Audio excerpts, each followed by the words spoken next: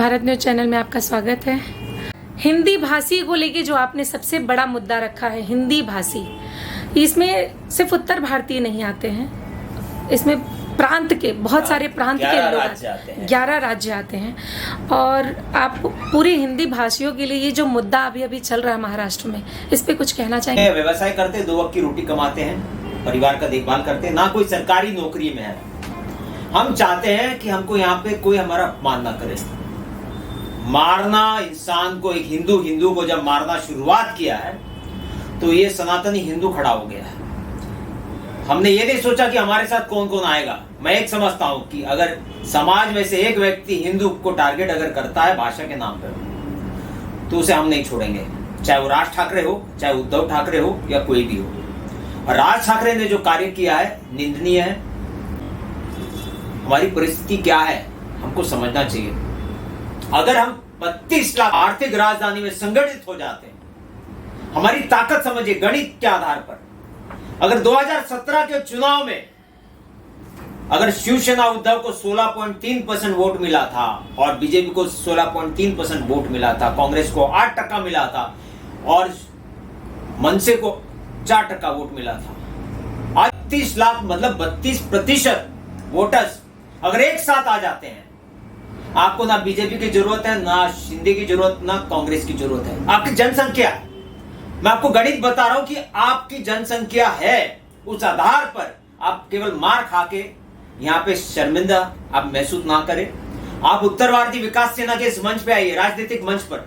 मैं वादा करता हूं केवल आपको वोट देना है। मैं किसी को मारने की बात नहीं करता हूं, मैं किसी को गाली देने की बात नहीं करता हूं। हम किसी समाज को गलत भी नहीं बोल रहे हैं। मराठी ये हमारी, मेरा जन्मभूमि है, ये महाराष्ट्र, मैं यहाँ जन्मा हूँ, मुझे प्रिय है मराठी भाषा। लेकिन कोई हिंदू को मार रहा है भाषा के नाम पे, संगठित होंगे। 32% साथ अगर वोट देता है, मैं आपको बोलता हूं ये शब्द मेरे नहीं है, ये गणित है। आपका मेयर चुन के आएगा, केवल मेयर नहीं चुन के आएगा, जो सालाना बजट है मुंबई महानगर पालिका 60,000 करोड़, जो 5 साल में हो जाता है 3 लाख करोड़, जिसे 50% आपके टैक्स के पैसे हैं। 5 साल में 1.5 लाख करोड़ रुपया आप लोग भर रहे हैं और ये लोग हमको मार रहे हैं। इस समय का चुनाव है, आपको उतरना है, क्योंकि सत्ता में आओगे तो ही आपको सुरक्षा प्रदान होगा। राजनीतिक तौर पे हम बौना है, हमको यह संगठित होना होगा। आके जो कोली समाज है जिनको वंचित रखा गया है, मैं उनको साथ में लूंगा। हर एक समाज जो वंचित है मुंबई में, मैं उसको साथ में लूंगा, क्योंकि यहाँ के बाकी के लोग जो हैं यह भ्रष्टाचार कर रहे हैं और भाषा के नाम पे हम लोग को मार रहे हैं। तो मजबूती हमको राजनीतिक तौर पे करना है, केवल संगठन चला के नहीं चलेगा। चुनाव में प्रत्याशी को उतारना होगा। प्रत्याशी चुनाव में उतरेगा, वोट के आधार पे वो जीत के जाएगा। जब जीत के जाएगा तो मेयर हमारा बनेगा, और मेयर हमारा बनता है, हमारे कॉर्पोरेटर चुने जाते हैं। मजाल की राज साहब ठाकरे 1% की पार्टी हमारा कुछ बिगाड़ ले। उद्योगपति मिठाई वाले को हाथ उठाया मनसे वाले ने, तो उस पर बहुत बड़ा कल एक आक्रोश निकला था। पूरी जो हिंदी भाषी लोग हैं इकट्ठा हुए थे और इकट्ठा होके उन्होंने अपनी सुरक्षा की मांग की। उसके लिए आप क्या कहना चाहेंगे? उत्तर भारतीय विकास सेना एक सनातनी हिंदू पार्टी है। हम हिंदी भाषी जितने यहाँ पर बसे हुए हैं उन सबको आश्वासन देते हैं कि ये जो गुंडाई इन्होंने करना चालू किया है, मीरा रोड में 7 लोगों पर एफआईआर हुआ है, लेकिन अनोळखी ऐसे शब्द है।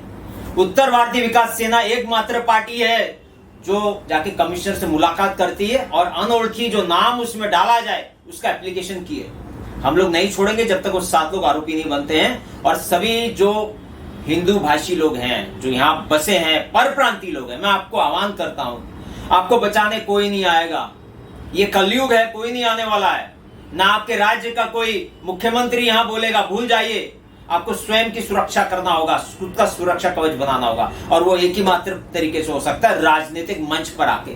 बाहर बोलकर कुछ नहीं चलेगा, आंदोलन से कुछ नहीं होगा। जब तक सत्ता में नहीं आते, जब तक आपके पास ताकत नहीं आता, कलम की ताकत नहीं आती, आप कुछ नहीं कर पाओगे। 1% की पार्टी अगर 99% पे भारी है, वो एक ही कारण है, क्योंकि हम लोग चुप मार के बैठे हैं। राजनीतिक तौर पे हम बौना है, सामाजिक तौर पे हम जुड़े नहीं हैं। राजनीतिक तौर पे हमको मजबूती लाना है। इसके लिए हर एक हिंदी भाषी को ये समय की पुकार है। अगर आज आप नहीं जागे, आज नहीं जागेंगे, कल आपके बच्चों का समय आएगा जब उन पे वार होगा, उन पे अन्याय होगा, आप कुछ नहीं कर पाएंगे। आज हम जाग गए हैं, आपको जुड़ना है। अगर नहीं जुड़ते हो तो आपका भविष्य अंधकार में होगा। जी, जैसा कि आपने बोला कि भारतीय मंच पे आते हैं तो उन्हें न्याय मिलेगा। 100% आपको समझना होगा, हर प्रांत में प्रांतवादी विचारधारा चलती है। दुर्भाग्य है कि महाराष्ट्र में मराठी बीजेपी है, क्योंकि वो आवाज तो नहीं उठा रही है। अगर वो हिंदू भाषी समझती तो खुलकर आ जाती। हिंदुत्व के नारे पर उन्होंने चुनाव जीता है, बटोगे तो कटोगे, तो उन्होंने ऐसा नहीं बोला मराठी बटेगा तो कटेगा, उन्होंने हिंदुओं को टारगेट किया था। हम लोग भावुक लोग हैं, हम लोग उस भावना में आ गए, लेकिन असलियत दिख गया है कि बीजेपी हिंदू के नाम पे तो वोट तो लेती है, लेकिन हिंदू जब पीटता है तब वो मुंह छुपा के बैठ जाती है। राज ठाकरे मार रहा है, उसकी हिम्मत नहीं है, जनसंख्या नहीं है, ना वोटर्स है उसके। बीएमसी में 4% वोट मिला, अभी के जो चुनाव हुए विधानसभा उसमें केवल 1.25% वोट मिला। सोचिए 100 में से एक ही आदमी पसंद करता है, लेकिन बीजेपी उसका साथ दे रही है। विडंबना है कि जो आदमी मार रहा है उससे जाके यहाँ के राज्य के मुखिया देवेंद्र फडणवीस जाके मुलाकात करते होटल में। ये कितना बड़ा चाटा है हमारे मुंह पे, हमारे गाल पर, कि हमने जिसको वोट दिया वो मारने वाले से मुलाकात करता है। दुर्भाग्य है इस राज्य का, दुर्भाग्य है हिंदू भाषी लोगों का। हमको साथ में आना जरूरी है, अलग से खड़ा होना है। अब कोई साथ नहीं देगा आपको आना है उत्तर भारतीय विकास सेना के मंच पर। हर एक हिंदू भाषी को आना अनिवार्य है और वहां खड़े होकर ताकत बनाना होगा और राजनीतिक तौर पे आपको मजबूती दिखाना होगा। आपके कॉर्पोरेटर चुने जाते हैं, सत्ता आपकी होती है, मेयर आपका होता है, आपको आगे टेंडरिंग का काम भी आपको मिलेगा। अन्यथा केवल हमारे से पैसा वसूला जा रहा है टैक्स के नाम पर। ये हमारे से पैसा वसूलते हैं। 60,000 करोड़ में अगर 30,000 करोड़ है, वो पर प्रांतियों का पैसा मुंबई का है और हमारा पैसा है। वो हमारे से पैसा लेके हमको मारेंगे, ये कतई नहीं होगा। आते हुए समय के चुनाव में हम लोग ने कमर कस ली है। हम लोग इस समय हमारे सब प्रत्याशी को उतारेंगे और मैं वादा करता हूं हर एक प्रांतियों को, आप एक साथ आ जाइए। 32% में से अगर 30% भी आ जाता है तो भी हमारा मेयर बनता है और सत्ता आपको मिल सकती है।